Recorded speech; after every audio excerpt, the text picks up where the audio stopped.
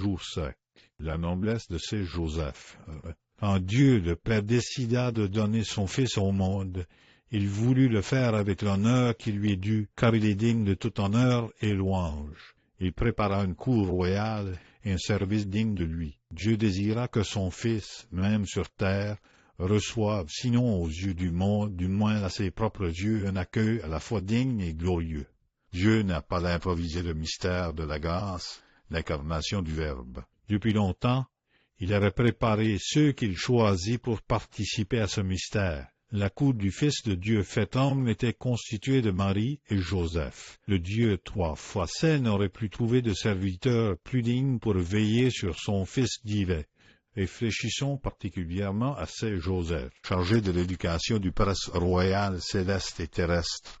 Il devait le gouverner et le servir, et son service devait honorer sa charge divine. Il ne convenait pas que Dieu ait honte de son père adoptif. Puisque Jésus était roi, descendant du sang de David, Dieu voulut que Joseph naisse de cette même lignée royale. Il voulut que son père adoptif soit également revêtu d'une noblesse terrestre. Dans les veines de Joseph coulait le sang de David, Salomon et tous les nobles rois de Juda. Si la dynastie avait encore occupé le trône de son temps, il en était été l'héritier et l'aurait légitimement réclamé. Ne vous attardez pas sur sa pauvreté. L'injustice avait usurpé le trône légitime de sa famille. Pourtant, cela n'altéra en rien son identité de fils des rois de Juda les plus grands, nobles et riches du monde.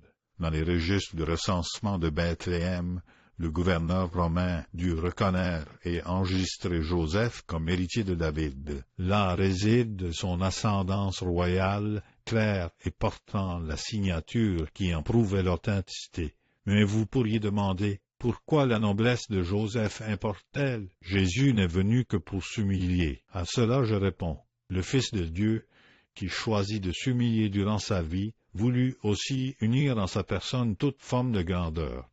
Par droit héréditaire, lui aussi était roi en rejeton de sang royal. Jésus était noble quand il choisit ses apôtres parmi le peuple. Il les anoblit. Ce fils d'Abraham avait tout droit d'occuper le trône de David. Le Seigneur ne condamne pas l'honneur familial. L'Église n'efface pas non plus les distinctions de classe sociale. Respectons tout ce qu'elle respecte, car la noblesse vient de Dieu. Mais faut-il être noble pour servir notre Seigneur? Si vous l'êtes, vous lui offrez une gloire particulière. Mais la naissance noble n'est pas strictement nécessaire pour le servir dignement. Il se contente de la bonne volonté et de la noblesse de cœur. Pourtant, les annales de l'Église rapportent de nombreux saints d'illustres lignées, même royales. Notre Seigneur se réjouit de recevoir un hommage de tout ce qui est honorable. C'est Joseph reçut une éducation parfaite au temple, et Dieu le prépara ainsi à être le noble serviteur de son Fils, l'aide de camp du prince le plus noble, le protecteur de la reine la plus auguste de l'univers. Inspiration. C'est Joseph, tout puissant sur le cœur de Jésus, priez pour nous.